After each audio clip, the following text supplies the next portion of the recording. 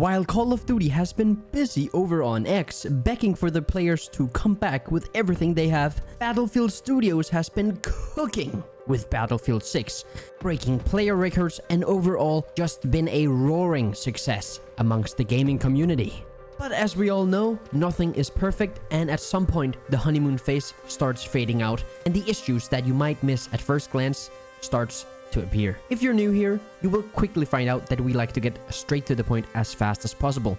So let's get into it, and welcome by the way. And also in the background you see here a game that I actually just had, where I tried to kill this tank with my repair tool but accidentally get knocked down, and instead of killing the tank I actually take it over and win us the game very severely, since they no longer have any tanks. That was a pretty fun play. I hope you enjoy the background footage as well. Now, I am going to split this video up in two sections. The first part being core gameplay issues, which means things that Battlefield Studios has decided to put into the game, and the other one being the bugs and the glitches that's not meant to be in the game, just to shine a light on it, just to make sure that they get fixed as soon as possible. Now, this video is in no way, shape or form a diss or flame towards Battlefield, but actually what Battlefield lead developer David Sirland has asked us to do, as you can see here. So I am here to put my voice on it today, and if you have found something in the game that you've had issues with, make sure to write them down below in the comments, and those scrolling through the comments, make sure to like the comments that you agree with, so that they are at the top of the comment section if anyone from Battlefield Studios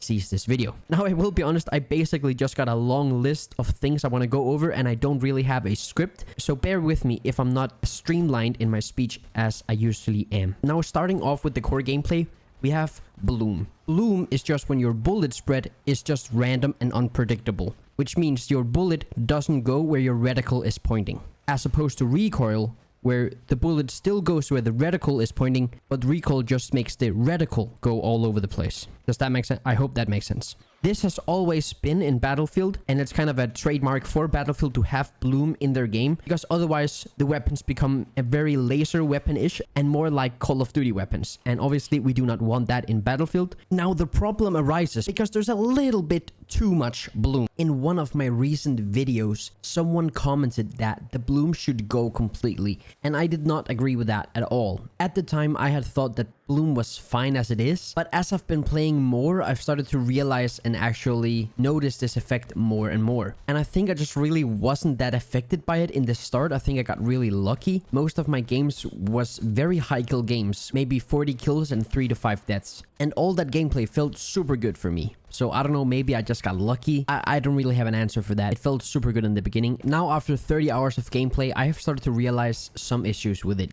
and have experienced moments where I had no control over where my bullets went. So yes, the bloom is too unpredictable and should be lowered. It also seems that there's a bug right now where you get the maximum bloom effect at times where you shouldn't be getting it. That maximum bloom is, for example, when you run and gun opposed to laying down with a bipod, right? Then you should get more bloom because you're moving more. The bug I think they're aware of and they will be fixing. Bloom in itself I think should just be lowered, even when it works as intended. Next on hand is the lighting and visibility. I am sure you have experienced this yourself, where you're inside a building and when you look out the window, you don't know if a nuke just went off or if you're already dead and actively is looking at the gates of heaven. Either way, you can't see shit. This obviously is some bug with the lighting mechanism, but I will put it here in the core gameplay, as I also think it plays into the overall visibility of the game. On maps like Siege of Cairo, where it's very dusty from all the rubble and all that, it can be incredible hard to see enemies, even though they're standing right there in the open. Especially since the camouflages are so, well, camouflaged, as they should be, but maybe not at a John Cena level of invisibility. I think the game would be better off if the players were a bit more visible and the particles and stuff were a bit toned down. Together with the overall contrasting colors of the game, can feel like a mush of the same color palette at times. Even though it looks really awesome and really realistic, it's not that great for gunfights. Something people also have been very unpleased with is the progression rate, meaning the time it takes to level up, rank up weapons, do challenges, etc, etc. I am not really all the way to the one side of lowering the time spent leveling, but I do see it from other people's point of view. And in the end, it's a very individual thing, and Battlefield Studios will never satisfy everyone on this topic. But people in general think that it is way too slow and want faster unlocks for attachments, guns, levels, etc. I do not fully agree. I personally think having a long-term goal in games, especially in a game like Battlefield 6 that's not an annual release, I mean, I got 4 years, I ain't stressing about the unlocks right now. But for the people who maybe have just 4 or 5 hours a week of gaming time, I completely understand that they probably won't be putting the time in, since it would take like 2 weeks for one weapon unlock, right? So I think it should be lowered a bit, but not all the way, so that it becomes Call of Duty rate where you can prestige in 2 days. Moving on to maps, people have been complaining about the map sizes and the layouts of the maps a lot, even in my own comment section, so I think it is valid to bring up here on the channel. The general feedback has been that people feel too crammed and would love more open space in the maps to feel like there is more space to breathe. Now, I was watching Westy's video and he mentions that this brings down the time to action quite a lot, which actually makes perfect sense. They are bringing a lot of new players to the franchise, and I don't think they want people to feel like they're getting bored or confused as to where to go. And understandably so from their point of view.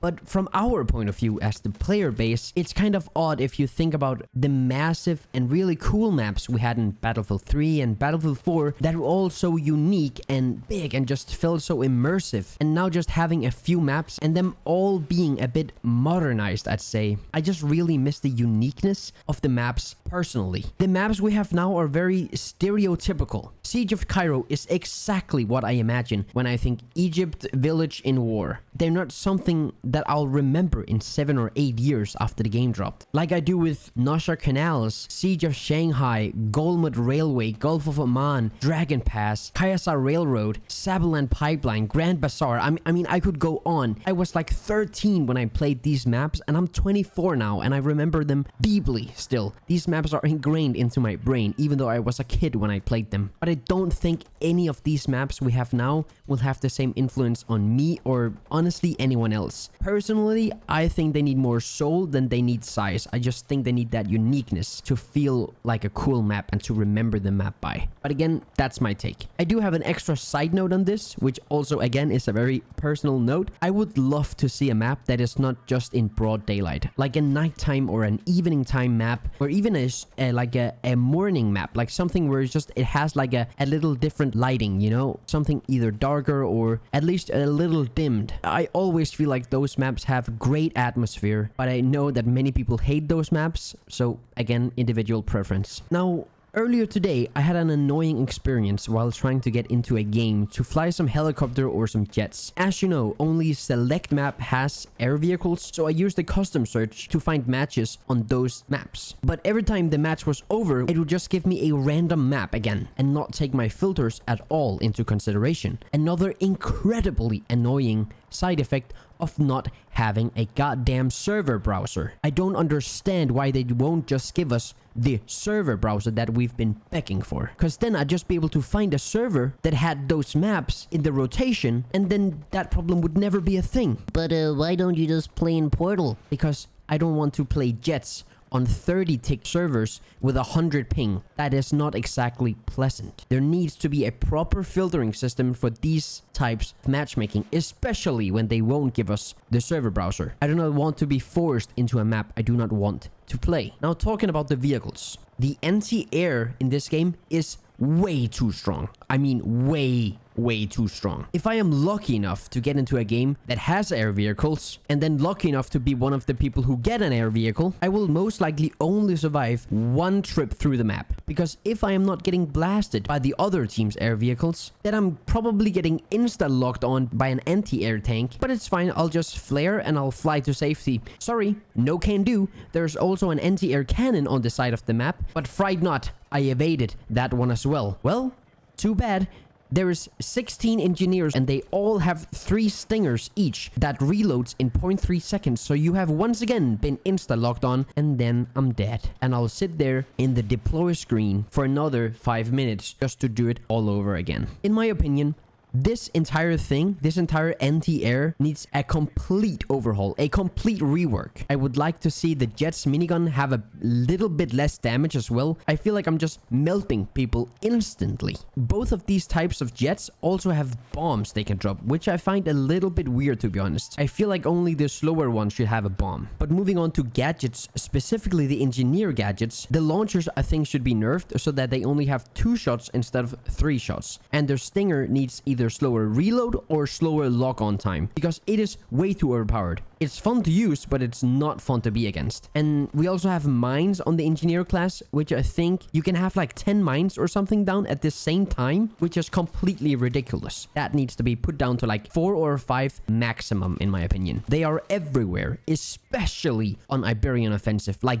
I cannot drive 5 meters in a tank without getting bombed by 16 different mines. Like, the roads are made of mines. There's nothing to do on that map. I don't even get in the tank anymore. There's just no point at all. I also quickly want to touch on the assaults gadget, which is the adrenaline shot. I don't know if it's just me, but this thing is absolutely useless, and I cannot believe that this is the actual gadget of that entire class. I don't really understand what it does. It doesn't seem to heal me very fast. It doesn't seem to give me better aim or better shooting or faster sprint or anything like that. It just seems kind of useless, and it lasts for like 3 seconds. I don't understand the point of it. I think it just needs a rework or become a whole nother gadget in itself. I have a quick note on some of the weapon balancing as well, mainly the SMGs and the DMR. The SMGs I think are way too powerful on long range. I don't think that makes sense that I can just laser people from like 60 meters away with an MP7 or an SGX. And on the opposite side, the DMRs are awful. I have never in my life played a Battlefield game with a weapon that bad as like some of these DMRs, bro. 25 damage per shot with a gun that has insane recoil kick. Like, what am I supposed to do with it? I have to hit someone 4 times while I have to readjust my aim after every single shot because it's a high-powered weapon. But they have a SCAR, or whatever it's called in this game, that does 20 damage per shot, but it's fully automatic and has 0 recoil. They will kill me instantly. There is 0 reason to use a DMR when an assault rifle does the exact same damage per shot almost, but it's just way faster and way more precise. Why would I ever use a DMR? There's no reason for me to ever use one. Not willingly anyway. I have to do it to unlock the last sniper, but I don't want to use them and I get angry when I use them. So I think they should be buffed a lot. They don't even feel like DMRs. They sound like a DMR, but they don't feel like it. They just feel like bad guns with a lot of recoil. That's all they feel like. Maybe some of the later DMRs are good, but the first 2 you unlock, they're complete ass. Complete ass. Now, something I haven't seen anyone talk about, which I find personally mind-blowing, is the deploy screen. When I want to deploy on a squad mate, I have always been able to, in Battlefield 3, in Battlefield 4, 5, and 1, whatever, I've always been able to just click on my squad mate's name in the bottom of the screen, and then I can just double click on their name and I'll spawn on them. I don't have to use this dumbass UI and find them between all my squad mates. I have to go through all of the squad mates just to find the correct one I want to deploy on. If they're at this site or at the objective, I might spawn on the objective instead, because I can't hit the right freaking square when they're in the middle of like 16 small squares. I have to find the right one, and then I'll spawn 150 meters away and have to run for half a minute just to get into the fight again when my teammate is yelling at me in voice chat that I have to hurry because he's dying. Like, what am I supposed to do there? Why can't their names just not be in the bottom of the screen so I can just click on them and spawn on them like you've always could in previous games? I don't understand why they take out stuff like that that is so intuitive to have in the game, but they just remove it for like fun, I guess. Like, why would you ever remove that? That is the stupidest thing they've ever removed in the game ever, in my opinion. I think about that every single game I play. I'm so annoyed that I can't spawn on my squad mate by just clicking his goddamn name. Why the hell can I not do that? Please bring that back. Please. Okay, I got a little bit angry there. I gotta calm myself down. I'm sorry about that. But like, seriously, it's a team-based game. Make it easy to deploy on said team then, you know? Resupply backs only works once, which is also incredibly dumb and stupid. Like, they should just make the timer 60 seconds or 30 seconds or something like that, and then you can resupply and heal on it again. But right now, it only heals once. Literally only once. It's the only job that thing has, is just to heal and resupply me, and it can only do it once. Then it's useless. Practically useless. If I'm hurt, and I'll just run to the nearest supply pack, but if I already ran past that supply pack 3 minutes ago, it won't heal me or resupply me. And and then I'm just somewhere that I don't need to be because there's no ammo, and then I'm dead. It should not only work once. Fix that. Going back to vehicles really quickly, the out of bounds on some maps for helicopters are like 5 seconds. And as you can see in this clip in the background footage, I literally die because I have momentum out of the zone, and then I don't even have enough time to turn my helicopter back around and go back into the zone. If you have momentum backwards, you're done. You can literally just press escape and go redeploy. Like, there's no shot you can make it back. It's so stupid that you put the boundary of the map like right next to the spawn and then just make people insta die. What is the thought behind doing that? I don't understand. Please change that to like 15 or 10 seconds or something. I don't know. I don't know who thought of that. That's so stupid. Now, my friend told me that he didn't feel like there were any suppression, but he had a challenge for it. And it turns out that suppression or suppressive fire in this game literally doesn't exist practically. All it does is just you get slower regen when you get suppressed fired, not actual suppression. In previous games, there was actual suppression. You know, the times where I'm like, I can't see shit, I can't shoot straight, everything is blurry, what the fuck is going on? I felt like I was getting shot at. Now I don't feel like I'm getting shot at. I don't really realize that I'm getting shot at, besides the sounds. And that is kind of weird. I don't understand why they even put suppression in the game if it's literally not affecting the gameplay in any single way, shape, or form. And lastly, from the core gameplay, is pinging. Pinging in this game kind of feels just off. It's a little awkward. Sometimes I can ping things and put a marker down. Sometimes I can't. Sometimes I can mark enemies, and sometimes I can't. I'm just spamming Q, nothing happens. Sometimes I can see the entire team, even if it's through smoke or a building or whatever. I can just see where everyone is, and I don't know if they can see me. I think there needs to be a rework on the pinging completely. It needs to be more intuitive and needs to feel like it's not just wall hacks with extra steps. Now, that was everything from the core gameplay, and I got a small list of some common bugs that I found online from other people or I have experienced myself. So I will just quickly go through all of these, as they should really just be fixed and there's not that much to say about them really. One-sided vehicle spawning. Vehicles on some maps spawn for one team but not the other one. And that is incredibly unbalanced and needs fixing like ASAP. Like this one specifically needs fixing now. Half the maps are like kind of unplayable. You will always lose if you don't have the vehicles. Like, what are you gonna do? On Manhattan Bridge, just one team just has an attack helicopter and there's nothing you can do about it. You just have to hope they crash. That's all you can hope. A small other thing is the assault ladder. I'm kind of bouncing off of it. I have a little gameplay footage in the background here, but it's kind of like you just try and climb it, but you can't, and you just bounce away from it. Kind of weird. You still get launched when you're running over rocks or climbing things. You just get like bounced in the air and die instantly because people can just shoot you free. So yeah, you'll die from that every single time. Some people have had their hands or like weapons disappear when they spawn. I've never had this personally, but they have had it, so also kind of weird bug. Sometimes the score in the top shows untrue values, like it will show that the enemy team has 0 points or tickets left, or it will show that you have 0 tickets left, or it will show that they have 100 tickets or full 1000, whatever. And it's kind of weird. And one time I had the music playing when a match is about to end. I had that playing for the entire match, and that was kind of annoying. And now that I'm thinking about it, I should probably just have gone and turned off the music, but I didn't do that. So that was just really annoying the entire match. And some challenges has not been tracking progress or counting progress. I think some of those are actually have been fixed, but it was stuff like tracking